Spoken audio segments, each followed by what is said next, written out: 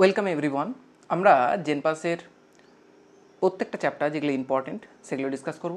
একই সঙ্গে আমি চেষ্টা করছি যে তোমাদের উচ্চ মাধ্যমিকের রেসপেক্টে বেশ কিছু যেন এমসিকিউ এখান থেকে কমপ্লিট হয়ে যায়, যারা সবেমাত্র উচ্চ মাধ্যমিক দিচ্ছ তাদের জন্য এই ভিডিওটা, এবং যারা জেনপাস 2024 দেবে বা 2025 দেবে তাদের জন্য একইভাবে ভিডিওটা কার্যকর হবে। তোমাদের ভিডিওটা যেন বেস্ট থেকে বেস্ট কাজে লাগে সেই জন্য আমি বেশ কিছু কোশ্চেন, সেটা কোশ্চেন ব্যাংক থেকে হোক, বাংলা সাঁতরা বই থেকে হোক, অথবা প্রিভিয়াস ইয়ার কিছু কোশ্চেন থেকে তোমাদের জন্য তুলে নিয়ে এসেছি। এছাড়াও এক্সট্রা পার্ট ওয়াইজ কিন্তু আসতে থাকবে ভিডিও পরপর। এখন আপাতত যে ভিডিওটা আজকে আমরা ডিসকাস করব সেটা হলো জীবের জনন, একে ইংলিশে বলা হয় থেকে রিপ্রোডাকশন ইন অর্গানিজমস। এই চ্যাপ্টার বেশ কিছু কোশ্চেন আমি তোমাদের জন্য সিলেক্ট করেছি। সেই কোশ্চেনগুলো ধরে সেই কোশ্চেনটার প্রত্যেকটার কী কী কনসেপ্ট আছে সেগুলো আমরা আলোচনা করব। ভিডিওর সঙ্গে কানেক্ট থাকো এবং প্রত্যেকটা কনসেপ্ট আশা করি বুঝতে পারবে। যে কনসেপ্টে বুঝতে কোন রকম কোনো সমস্যা হবে তোমরা কমেন্ট বক্সে কিন্তু অবশ্যই কমেন্ট করে জানো, সেটা কোনো নেক্সট পার্টে যদি ভিডিও বানাই অবশ্যই তোমাদের জন্য আমি ক্লিয়ার করে দেবো। চলো আজকের জন্য আমরা কোশ্চেন ডিসকাশনটা শুরু করি। প্রথম কোশ্চেন আছে যে জীব তার জন্ম থেকে মৃত্যু পর্যন্ত সময়কাল জুড়ে যে জৈবিক কাজ সম্পন্ন করে তাকে বলা হয়। দেখো, জেনারেলি আমাদের একটা মানুষ যখন একটা মানুষ জন্মগ্রহণ করে প্রথমে কি হয়, তার জন্ম পর সে বড় হয়, বড় হওয়ার পর তার একটা স্টেজ আছে তাকে বলা হয় যৌবনকাল। এরপর অনেকের প্রশ্ন হবে যে শৈশব এগুলো কি নেই? না, এগুলো আছে অবশ্যই, কিন্তু আমাদের জীবন প্রবাহিতে যে মেন জিনিসগুলোকে ধরা হয়ে থাকে সেগুলোর কথা আমি বলছি। তো যৌবনকালে কি হয়, একটা মানুষ জনন বা রিপ্রোডাকশন করে থাকে। রিপ্রোডাকশন বা জনন বলতে আমরা কি বুঝি না, নতুন একটা অপত্য সৃষ্টি হবে। বাকি রিপ্রোডাকশন বা জনন বলতে তোমরা যা ভাবো সেটা কিন্তু নয়, অপত্যর একটা সৃষ্টি হওয়াকে আমরা রিপ্রোডাকশন বলি, যেটা যৌবনকালেতেই জেনারেলি একটা মানুষ ক্যাপেবল হয়ে থাকে। এরপর যৌবনকালের পর সে কি হয়, বৃদ্ধ হবার পর বা তার বয়সকাল শেষ হয় এবং তারপরে তার মৃত্যু হয়। তো এরকম একটা চক্র কিন্তু ঘুরতে থাকে মানুষের। এবার প্রশ্ন হবে যে বৃদ্ধ হওয়ার পর কি আবার জন্ম হয়? না, জাস্ট চক্র স্বরূপ একটা এটা দেখানো হয়েছে।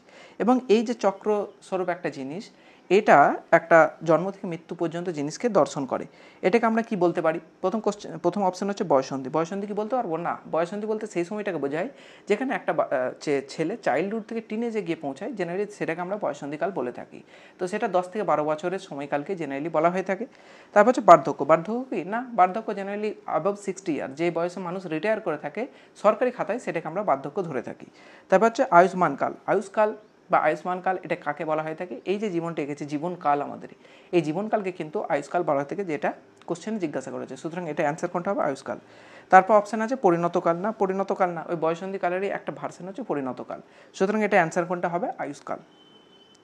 তারপর প্রশ্ন, উভয়লিঙ্গ প্রাণীদের প্রধান জননাঙ্গ কী? প্রথমে আমাদেরকে বুঝতে হবে যে উভয়লিঙ্গ এবং একলিঙ্গ শব্দটা কাকে দর্শন করে। উভয় মানে বোথ, অর্থাৎ দুটো আলাদা ধরনের জননাঙ্গ, যেটা একটা পুরুষের দেখতে পায়, একটা মহিলার দেখতে পায়। এই দুটো জননাঙ্গ যখন একই বডিতে অবস্থান করে তখন তাকে আমরা বলে থাকি উভয়লিঙ্গ। তাহলে জেনারেলি জননাঙ্গ কত ধরনের হয়? জননাঙ্গ জেনারেলি দু ধরনের হয়ে থাকে, একটা মহিলাদের ক্ষেত্রে আর একটা পুরুষদের ক্ষেত্রে। আমি জাস্ট এই সিম্বলগুলো ইউজ করছি। মহিলাদের ক্ষেত্রে জননাঙ্গ আমরা কি দেখতে পাই, কি থাকে? ডিম্বাশয়। এবং পুরুষদের ক্ষেত্রে জননাঙ্গ হিসাবে কি দেখতে পাই? শুক্রাশয়।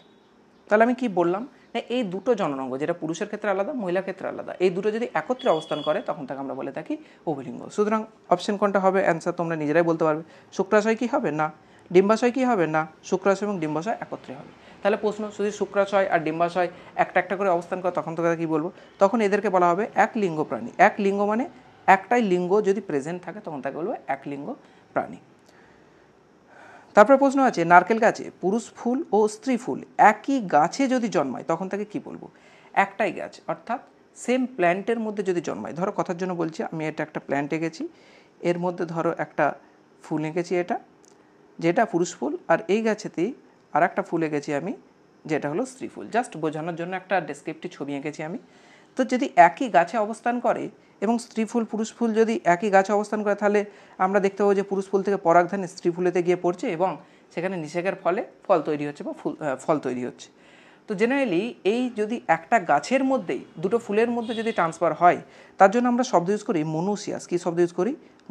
মনুসিয়াস শব্দটা বুঝতে যদি অসুবিধা হয় আমি ভেঙে বলে দিই। দেখো, মনু মানে হচ্ছে এক, আর সিয়াস মানে হলো বডি।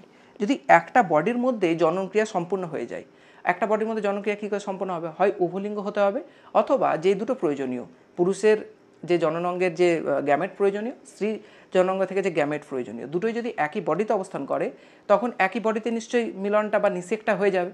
তখন সেই ধরনের যদি কোনো প্রাণী অবস্থান করে তাদের জন্য আমরা শব্দটা ইউজ করি মনোসিয়াস। আর ডায়োসিয়াস মানে কি, ডাই মানে দুই আর সিয়াস মানে বডি। যদি জননের জন্য যদি দুটো আলাদা সেপারেট বডির প্রয়োজন পড়ে তখন তাকে আমরা বলবো ডায়োসিয়াস।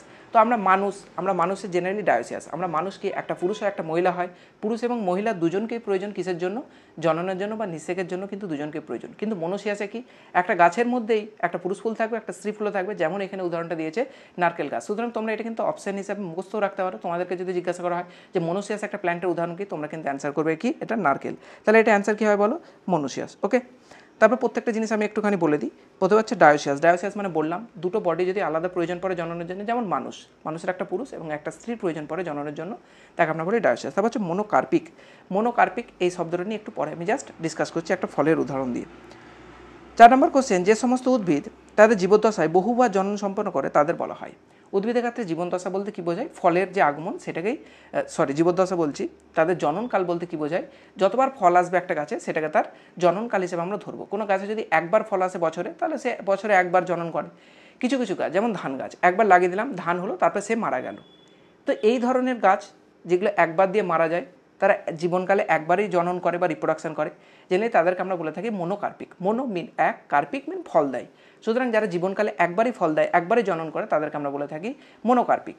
আর যে সমস্ত গাছ একের থেকে অধিক বহুবার যদি ফল দেয় তখন তাকে আমরা বলি পলিকার্পিক। পলি মানে বহু, কার্পিক মানে ফল। সুতরাং বহুবার যারা ফল দেয় তাদেরকে বলবো পলিকার্পিক। এর মাঝখানে একটা শব্দ আছে, যদি 2 থেকে 10 বারের মধ্যে যদি ফল দেয় কোনো গাছ, তখন তার জন্য একটা শব্দ ইউজ করি পৌসিকার্পিক। সুতরাং ইন্টারমিডিয়েট একটা শব্দ। প্রথমে হচ্ছে একবার যদি ফল দেয় তাকে বলো মোনোকার্পিক, যেমন ধান গাছ। 2 থেকে 10 বারের মধ্যে যদি কোনো গাছ ফল দেয় তখন তাকে বলবো পৌসিকার্পিক। আর বহুবার যদি ফল দেয় তখন তাকে বলবো পলিকার্পিক।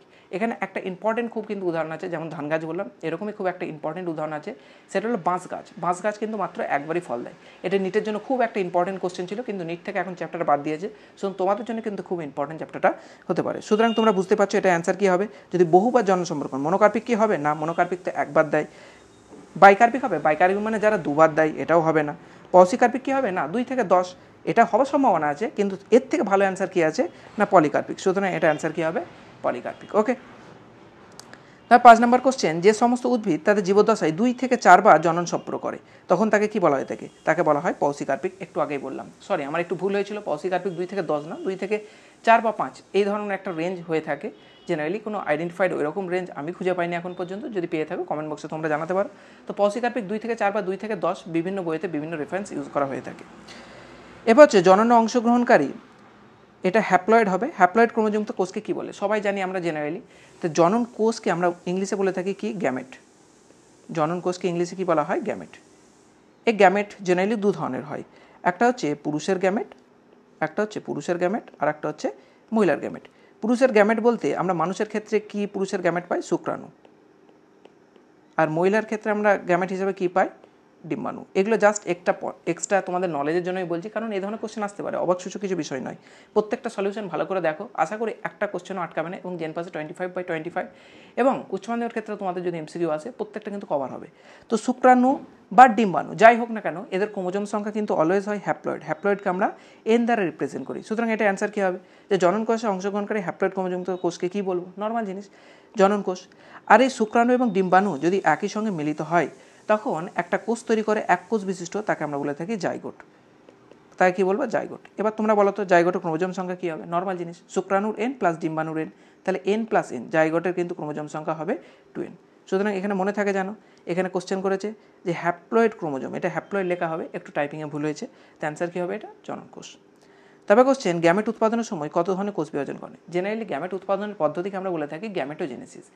যদি পুরুষদের ক্ষেত্রে শুক্রাণু তৈরি হয়, স্পার্ম তৈরি হয়, তখন তার জন্য আমরা শব্দ ইউজ করি স্পার্মাটোজেনেসিস। আর মেয়েদের ক্ষেত্রে যদি ওভাম তৈরি হয় তার জন্য আমরা শব্দ ইউজ করি উজেনেসিস।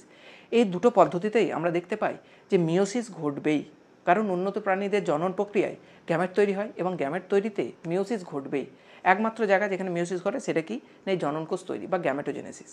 এখানে মিওসিস যেমন ঘটবেই, এর সঙ্গে কিন্তু মাইটোসিসও ঘটে। প্রথমের দিকে সেলগুলো বড় হওয়ার জন্য মাইটোসিস ঘটে, তারপরে গিয়ে মিওসিস ঘটে। সুতরাং মনে রাখবে যে কত ধরনের ডিভিশন হয়, 2 ধরনের হয়।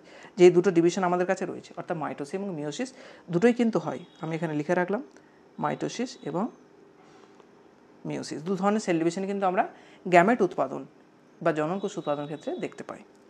তারপর কোশ্চেন হচ্ছে, যৌন জননে উন্নত বৈশিষ্ট্যযুক্ত অপত্যের কারণ কি। একটু আগে বললাম যে একমাত্র একটা ডিভিশন, সেটা হলো মিওসিস ডিভিশন, যেটা আমরা কিন্তু যৌন জননেই দেখতে পাই।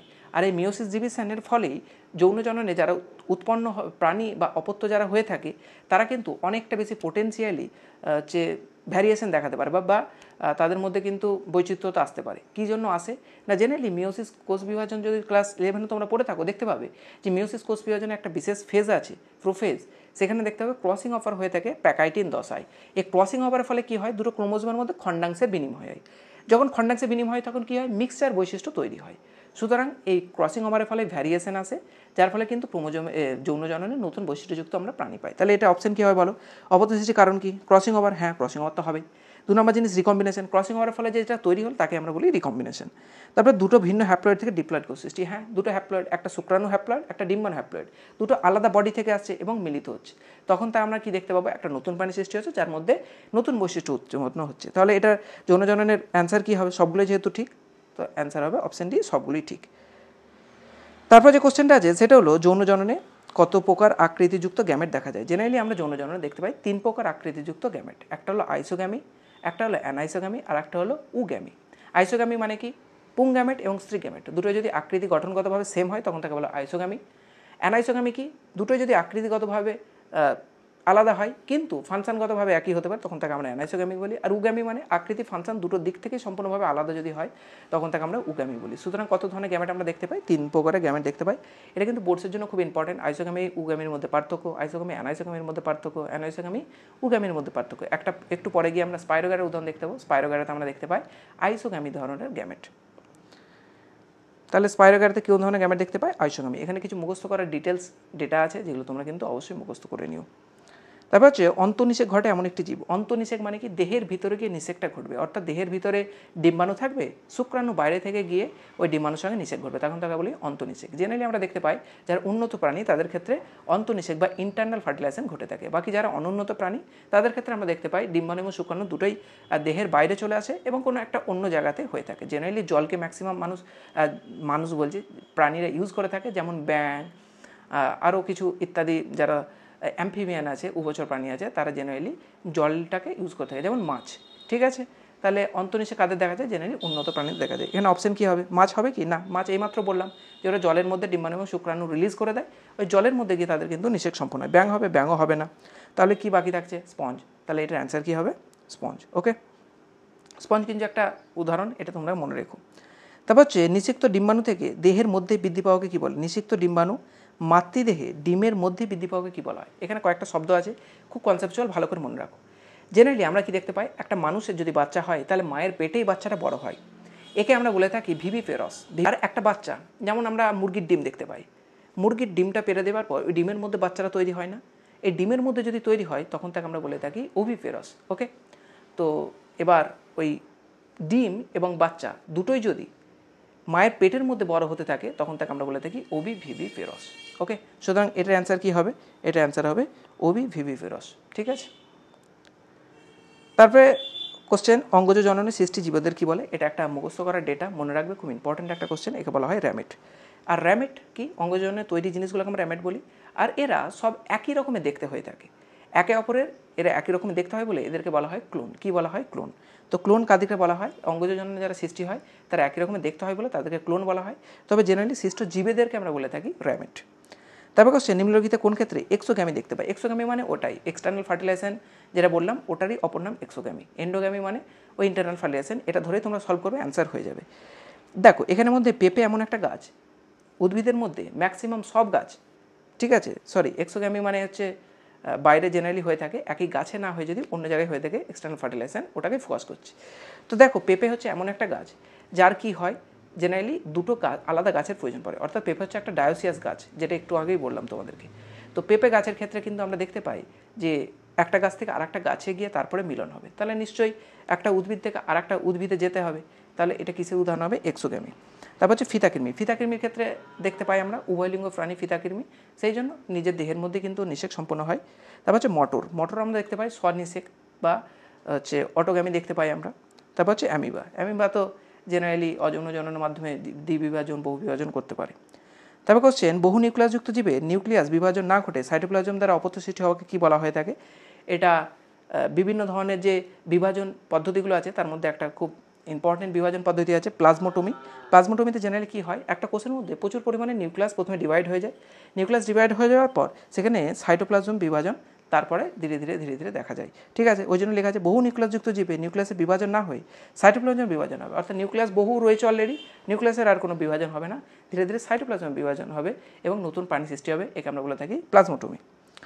তারপর হচ্ছে অনুদৈর্ঘ্য দ্বিবিভাজন দেখা যায়, এটাও একটা মুখস্থ করার ডেটা, তোমরা মনে রেখো, এটা অ্যান্সার হবে ভর্টিসেলা। যদি বলে অ্যামিবা কী ধরনের দ্বিবিভাজন দেখায়, নর্মাল দ্বিবিভাজন দেখায়, ঠিক আছে। আর যদি জিজ্ঞাসা করে হাইড্রা কী দেখায়, হাইড্রা জেনারেলি কোরকোদগমের জন্য খুব ইম্পর্টেন্ট একটা কোশ্চেন। আর প্ল্যানেরিয়া কি, আমরা জানি প্ল্যানেরিয়া হলো রিজেনারেশন, অর্থাৎ প্ল্যানেরিয়ার কোনো একটা অংশ কেটে গেলে সেখান থেকে সম্পূর্ণ কিন্তু প্রাণীটা তৈরি হতে পারে। তারপর হচ্ছে মাতৃদেহ থেকে বহিস্থভাবে সৃষ্টি হওয়া উপবৃদ্ধিকে কী বলে, একটু আগে বললাম। ধরো কথার জন্য বলছি এই পেন আছে, পেন থেকে এখানে ছোট্ট ছোট্ট কিছু কোরক উৎপন্ন হলো, তখন তাকে কি বলবো আমি, কোরক। বাংলায় যাকে বলা হয় কোরক, ইংলিশে তাকে বলা হয় বার্ড, এবং পদ্ধতির নাম কি, কোরকোদগম বা বার্ডিং। সুতরাং যে উপবৃদ্ধিগুলো হয় তাদেরকে কি বলবো, বার্ড বা কোরক। সুতরাং এটা অ্যান্সার কী হবে, বার্ড। তারপরে কোশ্চেন যে পুনরুৎপাদন পদ্ধতিতে লুপ্তপ্রায় অঙ্গ পুনর্গঠিত হয় এবং জন্ম সম্পর্ক, যেটা একটু আগে তোমাদেরকে আমি উদাহরণস্বরূপ বলছিলাম যে প্ল্যানেরিয়ার ক্ষেত্রে দেখতে পাই, এটাকে বলা হয় মরফাল্যাক্সিস, জায়গা থেকে আরেকটা জিনিসের সৃষ্টি হচ্ছে। তারপরে কোশ্চেন টেরর অফ বেঙ্গল কাকে বলে, খুব ইম্পর্টেন্ট কোশ্চেন। আমাদের বাংলাতে এই গাছটা ম্যাক্সিমাম পাওয়া যায়, যেটা সবাই দেখেছো কম বেশি পুকুরে, যেখানে চাষ হয় না সেখানে দেখবে একটা গাছ পুরো পুকুরটাকে ঘিরে নেই। কী গাছ এটা, কচুরিপানা। এই কচুরিপানা কিন্তু খুব ইম্পর্টেন্ট তোমাদের একটা কোশ্চেন, যাকে বলা হয় টেরর অফ বেঙ্গল। কেন টেরর অফ বেঙ্গল বলা হয়, কারণ একে রানী ভিক্টোরিয়া একটা গাছের জন্য বা এর ফুলের সৌন্দর্যতার জন্য নিয়ে এসেছিল।